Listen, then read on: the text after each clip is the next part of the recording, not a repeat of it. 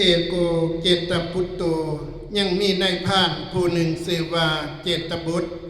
มิคลุตโกผู้เป็นนายพรานเหนือสืบเสื้อเช่าเจตลาดอันทาพญาหากขัดไว้ให้รักษาประตูป่าหิมพานต์ชื่อว่าโลลักกทาซ้ายมันจึงพ่ายถงเข้าไปป่าหากัวเนื้อ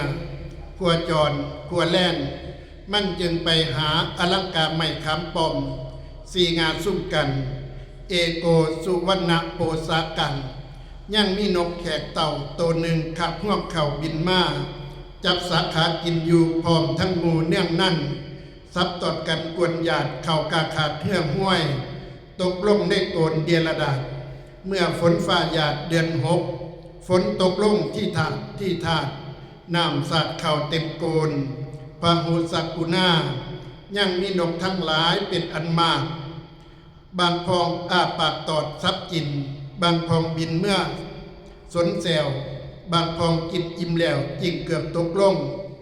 นอนหลับลืมตนอยู่ขี้คอยหน่อยหนึ่งตื่นขึ้นแล้วบินหนีผ่านจึงได้พิจารณาดูแจบแจงก็จึงเห็นเข่าและแกบน้ำอยู่เต็มโกนผ่านจึงถ้วยตนลงมาปิดเอาปั่นนั่งยั่งใบตองมายิบเห็ดระวักระแวกผ่านยิบแล้วตักใส่ปั้ม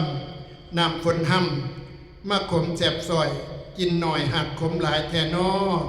ผ่านจึงตักใส่แหลกปืนไปถวายปืนบาทพระราชาเจ้าพญาจึงได้ปรงโอวาทน้ำมักก่อนน้ำอันนี้ชื่อว่าน้ำสุราเมลัยเท่าพญาบันไก่จึงนำมาใส่ยังกองฝูงพี่น้องจึงนำมาใส่ยังขันจึงมาปั่นใส่บอกจึงมาถอกใส่แองแล้วจึงแบ่งมาให้ข่อยฝ้ายข่อยจักฝ้ายไปให้ผีเสื้อให้อยู่ป่าค่าก็ให้มากินเสียข่อยจักฝ้ายไปน้ำผีเสื้อน้ำอยู่ป่าหู้ก็ให้มากินเสียข่อยจักฝ้ายไปผู้เทวดาอยู่เข่าใหม่ก็ให้มากินเสียเมื่อบ่อสิทธิ์หรือบ่อแผ่พ่ายเมื่อสิทธิ์หลายนำเรากระบ่อมากนำเราพากแตกออกจากกันพันธุลีออกไปทุกแห่งแบ่งกินไปทุกพ่ายยายกันไปทุกกรรมนำเราฟงไปกรรมหนแห่งท่านใดก็จับพาแพร่ขาซึกศัตรูเม็ดได้ฟงไปกรรมทิศอีสานให้เจ้ามีบริวารหลายพำพร้อมน้องขวัญเข่านำมาเม็ดได้ฟงไปกรรมทิศบุรพาให้เจ้ามีสติปัญญาเหมือนดังพระเจ้ามโหสถให้เจ้ามีใจอดเหมือนดังพระเจ้าเตเม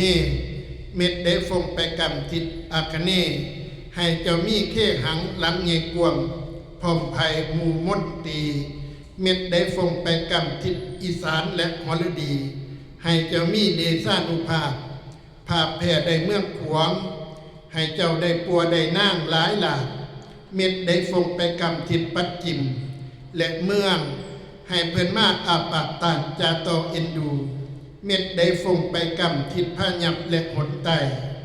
ให้เพิ่นมาเอ็นดูลำยิงพร้อมทุกสิ่งอาภรณ์เม็ดได้ฟงไปกรรมทิศอุดรแจสร้างให้เพิ่นมาอยู่สร้าง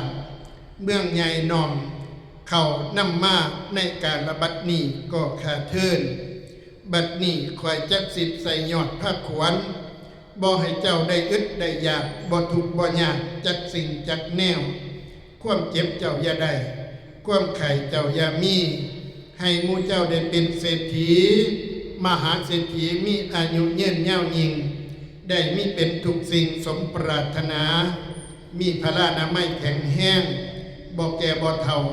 เงินทองไหลหลักเข่าสู่มือสู่วันให้หมู่เจ้าถึกหวยรวยเบิกกันทุกคนเด้อสัพพทุกข์สัพพโศกสัพพโลกสัพพภัย